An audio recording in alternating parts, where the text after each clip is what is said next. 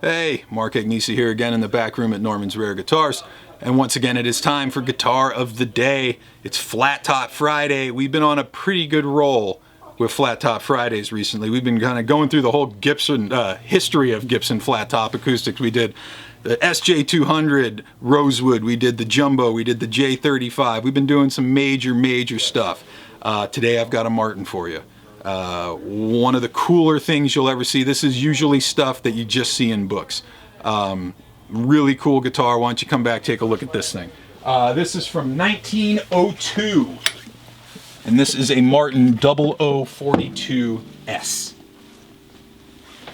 which is more affectionately known to a lot of people as the 0045 prototype. There's a few of these guitars floating around. Different people will say different numbers. It's roughly between 6 to 8. I think it's under 10. Let's just say under 10 for all the professors out there.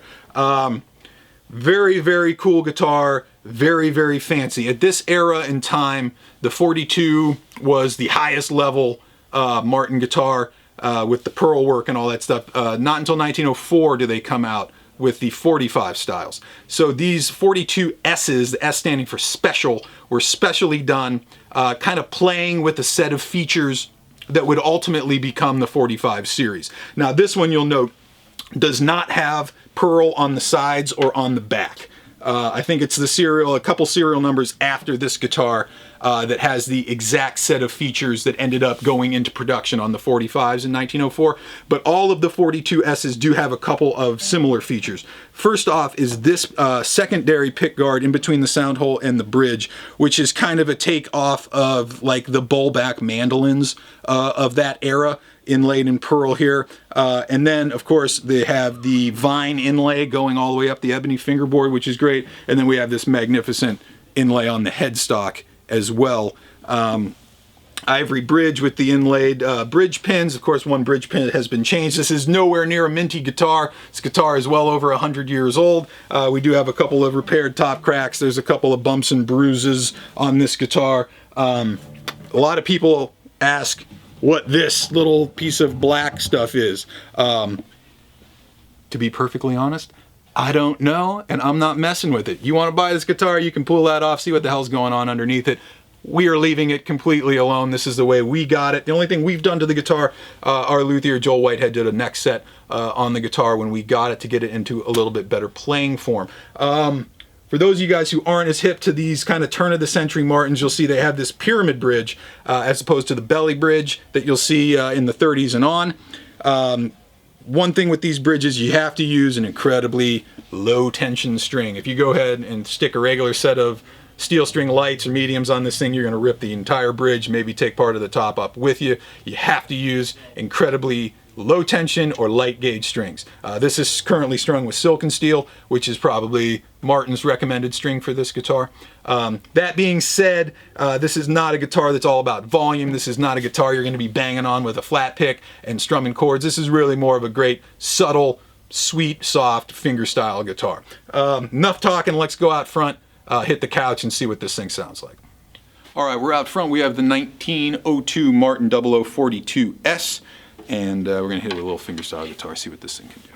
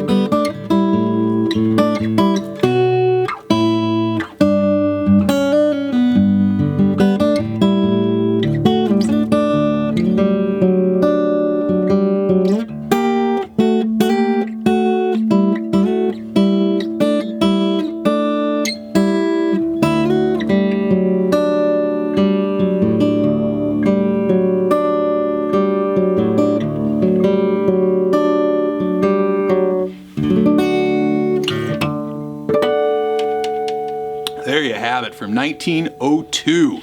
Martin 0042S, more affectionately known as the 0045 prototype.